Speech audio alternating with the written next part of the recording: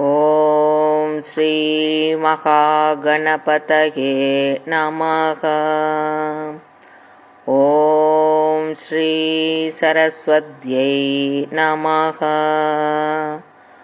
ஓம் ஸ்ரீ குருப்யோ நமக. ஹரி ஓம். அபிராமி அந்தாதி 62வது பாடல். தம்பதிகள் இன்ப வாழ்வு பெறுதல். தங்க சீலை கொண்டு தானவர் முப்புறம் சாய்த்து மத வெங்கற்கரி உரி போர்த்த செஞ்சேவகன் மெய்யடைய கொங்கை குறும்பை குறிகிட்ட நாயகி கோகனக செங்கை கரும்பும் மலரும் எப்போதும் என் சிந்தையதே. தானவர் என்றால் அசுரர், சாய்த்து என்றால் அழித்து, கரி என்றால் யானை. சாதாரணமாக பெண் ஆணை விரும்புவதற்கு எத்தனையோ காரணங்கள் உள்ளன. அவற்றை சுருக்குப்பை போல அருமையாக கூறுகிறார் தனி பெருங்கவி தமிழ்முடி தம் கவிதையிலே. அழகு வளம், அன்பு வளம், அறிவு வளம், ஈகை, ஆற்றல் வளம், ஆண்மை வளம், ஒழுக்க வளம், வாய்ப்பு பழகு வளம், பருவ வளம், பணிவு வளம், பேசும் பான்மை வளம், பதவி வளம், படிப்பு வளம், கலைகள் ஒழுகு வளம், உதவி வளம், செல்வ வளம், சுவைகள் உணர்த்து வளம், ஒன்பதிலும் உணர்ந்தறியா வளமாம் முழுமை வளம் காதல் வளம். தலைமை வளம் நோக்கி மானிடர்கள் உலகத்தில் காதலிக்கின்றார்கள். இவற்றில் ஆற்றலான வெற்றியும் ஒன்று. எல்லாம் வல்ல செவ்வருமான் தன்னுடைய ஆற்றல் மிகும் வீரத்தை 8 இடங்களிலே வெளிப்படுத்தியுள்ளார். அவை வீரட்டானம் என்று பெரிதும் போற்றப்படுகின்றன. அத்தகைய வீரட்டான தலைவராக விளங்கும் சிவன் மீது தேவி விருப்பம் கொண்டு கூடியதும் குதூகலித்ததும் அபிராமிப்பட்ட நெஞ்சிலும் பெருமிதத்தை உண்டாக்கின. அந்த பெருமிதத்தால் பாடியதுதான் இந்த வீரமிகு வெற்றி பாசுரம். அதை எப்படி விவரிக்கிறார்? தங்கமயமான மேரு மலையிலே வில்லாக கையில் ஏந்தி கொடிய அசுரனின் முப்புறங்களையும் ஒரு சேர அழித்த பேராற்றல் உடையவர். மிக கொடுமையான யானையினை கொன்று அதற்கு அடையாளமாக அதன் தோலையே போர்த்து கொண்டவர். அத்தகைய சிவருமானை ஆனந்தத்தால் அவன் அங்கம் முழுவதும் ஆர்வமுற தழுவி கொண்டாள் தேவி. அப்படி தழுவி கொண்டதற்கு அடையாளமாக அம்மையின் அழகிய திருமுலைகளின் முத்திரைகள் சிவன் திருமேனி முழுவதும் பதிந்துவிட்டன. அபிராமி தாமரை மலர் போன்ற தன்னுடைய சிவந்த கைகளிலே உள்ள கரும்பு வில்லும் மலர்கணைகளும் எக்காலும் என் நெஞ்சிலே நீங்காதிருக்கும் காட்சியின் மாட்சியாய் உள்ளவள். இந்த ஆனந்த பெருக்கை அருளமுத பாடலாக தந்துள்ளார் அபிராமிப்பட்டர். இத்திருப்பாசுரத்தை ஓதி வழிவிடுவோர் உள்ளத்துள் அபிராமி நீங்காதிருப்பாள், அருள் புரிவாள். 63வது பாடல். முழுமையான சமய ஞானம் பெற. தேரும் படி சில ஏதும் காட்டி முன் செல் கதிக்கு கூறும் பொருள் குண்டிற் கொட்டும் தரு குறிக்கும் சமயம் ஆறும் தலைவி இவளாயிருப்பது அறிந்திருந்தும் வேறும் சமயம் உண்டென்று கொண்டாடிய வீணருக்கே. ஏது என்றால் காரணம், செல்கதி என்றால் நற்கதி, கொட்டுதல் என்றால் அடித்து கீழ் செல்லுமாறு செய்தல். அன்னை அபிராமியின் தனிச்சிறப்பு என்ன? 6 சமயங்களாகவும் அந்த 6 சமயங்களையும் உள்ளடக்கிய ஒரே சமயமாகவும், அதாவது 6 சமயங்களுக்கும் ஒப்பற்ற தெய்வமாக திகழும் ஒப்பற்ற பெருமையுடையவள். அந்த 6 சமயங்கள் யாவை? சாக்தம் சக்தி அபிராமி தேவி, சைவம் சிவன் அபிராமியின் கணவர், வைணவம் திருமால் அபிராமியின் சகோதரர், கானாபத்தியம் கணபதி அபிராமியின் மூத்த மகன், கௌமாரன் முருகன் அபிராமியின் இளைய மகன், சௌரம் சூரியன் அபிராமியின் கடாட்சத்திற்கு உரியவன். ஆகவே அம்பிகை 6 சமயங்களோடு தொடர்பும் அச்சமயங்களின் அங்கங்களாகவும் திகழக்கூடிய சிறப்புடையவள் அம்பிகை. குலையின்ற வாழை மரத்தை அப்படியே காணும் பொழுது அதில் உள்ள இலை, பூ, காய், மட்டை யாவும் ஒன்றாகவே ஒரே பொருளாக இருக்கின்றன. ஆனால் மரத்திலிருந்து அவற்றை பிரித்து விட்டால் தனித்தனியாக ஆகிவிடுகின்றன. அதாவது தனித்தனி பொருளாக காணப்படுகின்றன. வாழை இலை, வாழைப்பூ, வாழைக்காய், வாழைத்தண்டு, வாழை மட்டை இவையாவும் முன்பு ஒரே பொருளாக வாழை மரமாகவே இருந்தன. அவற்றிலிருந்து பிரித்து எடுத்ததும் தனித்தனி பொருளாகிவிட்டன. இது போன்றவள்தான் அம்மை அபிராமி சமயம் என்ற சாப்தம். 6 சமயங்களையும் உள்ளடக்கி அதன் தலைவியாக திகழும் தனிச்சிறப்பு பெற்றவள் அன்னை. அதனால் அபிராமி அன்னையை வழிபட்டால் முழு வாழை மரத்தை பெற்றதைப் போல் 6 சமய பண்புகளையும் ஒரு சேர பெற்ற உயர்வை பெறலாம். அம்பிகை வழிபாட்டின் தன்மையையும் நன்மையும் அறியாதவர்கள் 6 சமய உண்மைகளையும் அறியாதவர்களே ஆவர். இதனை அறுசமய நீதி ஒன்றும் அறியாத என்று திருப்புகழால் நன்கு அறியலாம். அதனால் மேலான சமய உண்மைகளையும் அதை கடைபிடிப்பதால் ஏற்படக்கூடிய பயன்களை பற்றியும் தெரிந்து கொள்ளும்படியான சில எடுத்துக்காட்டுகளையும் தெரிவித்தனர். ஆனால் அந்த அரிய அறிவுரைகளும் உபதேசங்களும் பாறையான மலையிலே அடித்த மரக்கொம்புகள் போல பயனற்று போய்விட்டன. காரணம், இந்த 6 சமயங்களிலும் இல்லாத சொல்லாத உயர்ந்த உண்மைகளை வேறொரு புதிய சமயத்தின் மூலம் பெறுவோம் என கூறும் வீணர்கள் இருப்பதாலே என வேதனைப்படுகிறார் அபிராமி பட்டர். அன்னை அபிராமியை வழிபடு, 6 சமய பயன்களையும் ஒரு சமயத்தில் பெறலாம் என்பதே இந்த பாடலின் சாரம். அதனால் இதனை பாராயணம் செய்வோர் 6 சமய பயன்களையும் மிக எளிதாக இனிதாக பெறுவார்கள் என்பது உண்மை உறுதி. 64வது பாடல். நாற்றிசையும் மாட்சி வர. வீணே பலிகவர் தெய்வங்கள் பார் சென்று மிக்கன்று பூனேன் உனக்கு அன்பு பூண்டு கொண்டேன் நின் புகழ்ச்சியன்றி பேணேன் ஒரு பொழுதும் திருமேனி பிரகாசமன்றி காணேன் இரு நிலமும் திசை 4 ககனமுமே. பலிகவர் உயிரை வாங்குதல், ககனம் என்றால் ஆகாயம், இருநிலம் என்றால் அகண்ட உலகம். தெய்வ வழிபாட்டிலும் 2 பிரிவுகளை ஏற்படுத்திவிட்டார்கள். ஒன்று உயிர்ப்பலி ஏற்கக்கூடிய தெய்வங்கள், மற்றொன்று உயிர்ப்பலி என்பதே கனவில் கூட விரும்பாத உயர்ந்த சமய வழிபாட்டுள்ளவர்கள் பக்தியை மட்டுமே ஏற்றுக்கொள்ளும் தெய்வம். இந்த உண்மையை நன்கு உணர்ந்தவர் அபிராமி பட்டர். அதனால் முக்தி தரும் சக்தி வழிபாட்டின் அருமை வெறுமைகளை உணர்ந்து அதன் பெரும் பயனை கண்டவர். அதனால் மனம், நினைப்பு, செயல் ஆகிய 3ஐயும் ஒரு சேர அன்னைக்கு அர்ப்பணித்தவர். அதனால் அவர் அனுபவத்தை நமக்கு கூறியுள்ளார். தாயே, அபிராமி சக்தியே, சகலமும் நீயே என்று மனம், மொழி, மெய் ஆகிய முக்கரணங்களிலும் பக்தி புரிந்து வருகிறேன். உன்னுடைய பெருமையான புகழ்ச்சியை தவிர வேறு எந்த விதமான புகழ்ச்சியும் விரும்ப மாட்டேன். விண்ணிலும் மண்ணிலும் மற்றுமுள்ள திசைகளில் நான் காண்பது அவற்றையல்ல, அந்த வடிவங்களில் எல்லாம் அருள் ஒளிமயமான திருமேனியான உன் வடிவமே ஆகும். உண்மையான பக்தி கொண்ட பக்தருக்கு அவர் ஈடுபாடுடைய தெய்வத்தின் உருவமே அவர் பார்க்கின்ற எல்லா பொருள்களிலும் தெரியும்.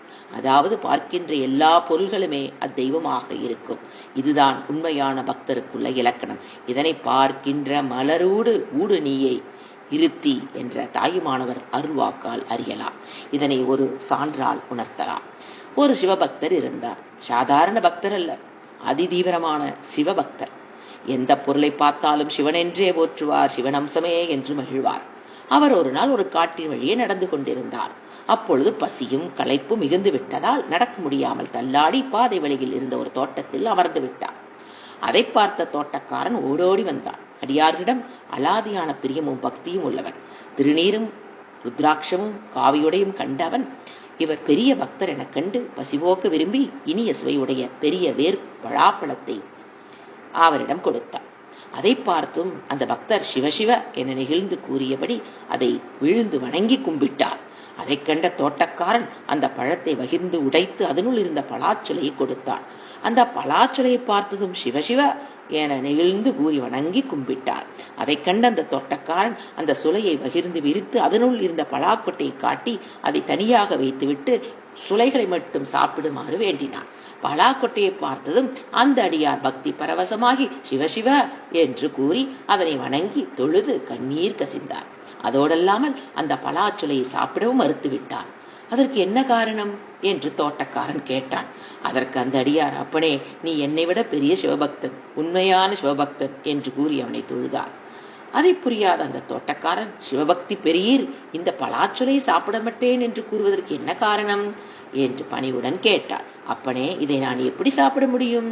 இந்த முழு பழத்தையும் பார்த்ததும் சிவலிங்கம் நினைவுக்கு வந்து விட்டதே, அதனால் அதை வணங்கினேன். உடைத்து எடுத்து தந்த அந்த சுளைகளும் சிவலிங்கமாகவே காட்சி தருகின்றனவே. அதனால் சாப்பிட முடியவில்லை. நான் வழிபடும் தெய்வத்தை நான் எப்படி சாப்பிட முடியும்? முழு பழமாக இருக்கும் பொழுதும் சிவலிங்கமாகவே காட்சி தந்தது. பலாச்சுளையின் கொட்டையாக இருக்கும் போதும் எனக்கு சிவலிங்கமே காட்சி தந்தது. அதனால் இதனை பலாப்பழம் என்று கூறுவதை தவிர சிவலிங்க பழம் என்று கூறுவதே சிறப்பு என்று கூறி பக்தி கண்ணீர் மல்கினார். தோட்டக்காரனை பார்த்து, ஐயா, இத்தகைய சிவலிங்க பழத்தை உண்டாக்கும் மரங்களை உற்பத்தி செய்யும் நீரல்லவோ சிறந்த சிவபக்தர் என கூறி வாழ்த்தி விடைபெற்றார். 65வது பாடல். நல்ல குழந்தைகளை உண்டாக. ககனமும் வானும் புவனமும் காணவில் காமனங்கம் தகனம் முன் செய்த தவ பெருமார்க்கு தடக்குயும் செம் முகனும் முன்னான்கிரு மூன்றென தோன்றிய மூதறிவின் மகனும் உண்டாயதன்றோ வள்ளி நீ செய்த வல்லபமே. புவனம் என்றால் உலகம், காமன் என்றால் மன்மதன், தகனம் என்றால் எரித்தல், வல்லபம் என்றால் ஆற்றல் மிகு செயல். ஒரு சமயம் தவத்தில் ஈடுபட்டிருந்தார் கைலாயபதியான சிவபெருமான்.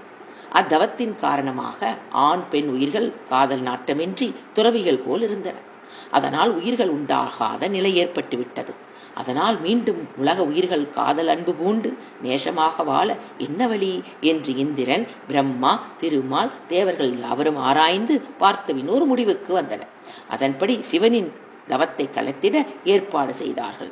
காம இன்பத்தை உண்டாக்கி வளரும்படி செய்வமனாக மன்மதன் என்னும் காமனை சுடலை சிவன் மீது மலரன்புகள் பாய்ச்சிடுமாறு கட்டாயப்படுத்தினார்கள். அதனால் வேறு வழியில்லாமல் அவர்களின் கட்டளையை மீற முடியாமல் கரும்பு வில்லுடனும் மலரன்புகளுடனும் சென்று தவத்தில் இருந்த சிவபெருமான் மீது மோகக்கணைகளை விடுத்தான். அதனால் தம் நெற்றிக்கண்ணை சிறிதே திறந்தார். அடுத்த நொடியே காமன் எரிந்து சாம்பலானான்.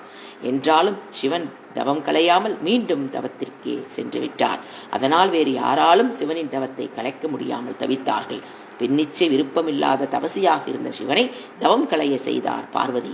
களைய செய்ததோடு மட்டுமல்லாமல்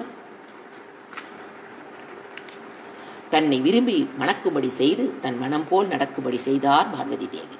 அதற்கு அடையாளமாக 6 முகங்களும் 12 கைகளும் உடைய முருகப்பெருமானை பிள்ளையாக பெற்றார். பெரும்படியாகவும் சிவனை ஆட்கொண்டார். அது ஏதோ யாருக்கும் தெரியாமல் தெரியாத இடத்தில் மிக ரகசியமாக நடக்கவில்லை. அப்படி நடப்பதை அம்பிகை விரும்பவும் இல்லை. அப்படியானால் பின்னர் எப்படி நடக்கும்படி செய்தார்?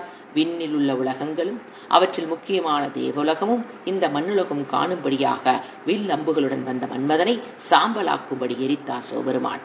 அந்த சிவனின் தவம் களைய செய்து தன்னை மணந்து ஒரு பிள்ளைக்கும் முருகனுக்கும் தந்தையாக விளங்கும்படி செய்தார்.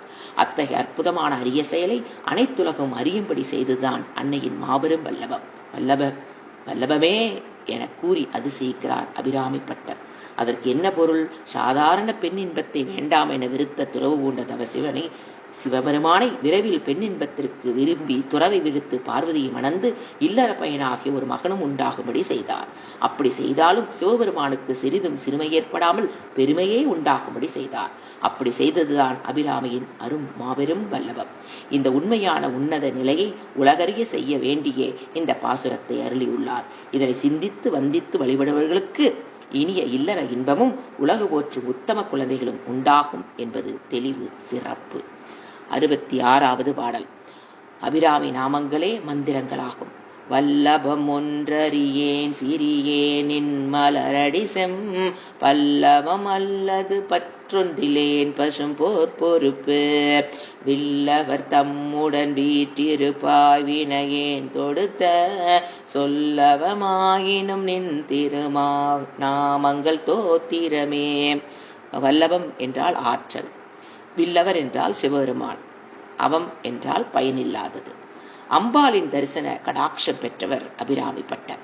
அத்தகைய அபிராமிப்பட்டர் அம்பாளின் பெருமையை கூற வந்தபோது அம்மையின் சிறப்பை கூறும் தகுதியும் வாய்ப்பும் இல்லாத சிறியவன் என்று சொல்லி தொடங்குகிறார் தம் அரும்பாடலை. தாயே, உன்னுடைய வல்லபமான சிறப்புகளில் ஒன்று கூட அறிய முடியாத சிறுவன் யான் என்பதையும் நன்கறிந்திருக்கிறேன். அன்னையே, தளிர் போன்ற மென்மையான என் திருவடியை தவிர மற்றொன்றையும் நினைந்ததில்லை, துணை என்று நம்பியதும் இல்லை. நீயும் முப்புறமெரித்த சிவபெருமானுடன் சேர்ந்திருக்கும் மங்களமானவள்.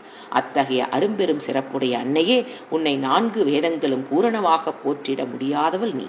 அத்தகைய உன்னை எந்த நல்வினையும் இல்லாத நான் உன்னை போற்றி பாட வேண்டும் என்று தொடுத்த பாடல்கள் எவ்வித சிறப்பும் இல்லாத இழிவுடையதாக இருப்பினும் உன்னுடைய திருநாமங்களை பாடியுள்ளதால் அவையே மங்களமாகவும் தோத்திரமாகவும் ஆகும் பெருமை பெற்றன. இலக்கணமற்றதாகவும் பொருளற்றதாகவும் குழந்தையின் பேச்சு இருந்தாலும் அதை வெறுக்காமல் குழந்தை மீதுள்ள அன்பினால் அதனை மழலைமொழி என்று ஏற்று போற்றி புகழ்வர், மகிழ்வர். அன்பு மிகும் பொழுது அவரால் தரப்படும் பொருள் சிறப்பற்றதாக இருந்தாலும் மிகவும் சிறப்புடையதாக போற்றி வரவேற்கப்படும், மேலானதாக பயன்படுத்தப்படும். அதனால் அல்லவா கந்தை கட்டிய வறுமையிலே வாடிய குசேலர் பள்ளித்தோழனாய் இருந்த துவாரகை மன்னனை பரம்பொருளாக விளங்கும் நண்பனான கண்ணபெருமானை காண வந்தபோது மிகவும் சாதாரணமான வறியவருக்கே உரிதான அவளினை கொண்டு வந்து ஞானத்தால் தயங்கி தயங்கி கண்ணிடம் கொடுத்தார். அதை பெற்ற கண்ணபெருமானுக்கு அந்த அவளின் தரமோ தன்மையோ தெரியவில்லை. அந்த அவளுக்குள் இருந்த உண்மையான நண்பனான குசேலரின் ஒப்பற்ற அன்பும் நட்புமே தெரிந்தன. அதை கண்ட அந்த கண்ணன் குசேலனையும் அவன் கொடுத்த அவளையும் ஓஹோ ஓஹோ என்று புகழ்ந்து போற்றி ஆசையால் அள்ளி அள்ளி வாயில் போட்டு தின்று மகிழ்ந்தார் என்ற நிகழ்ச்சி இந்த பாடலின் பெருமைக்கு உயர்வு தரும் நிகழ்ச்சியாகும். லலிதா சகசரநாமம் என்பது அம்பிகையின் திருநாமங்களை மட்டுமே கூறும் ஸ்தோத்திர நூலாகும் என்பது சிந்திக்கத்தக்கது. ஹரி ஓம்.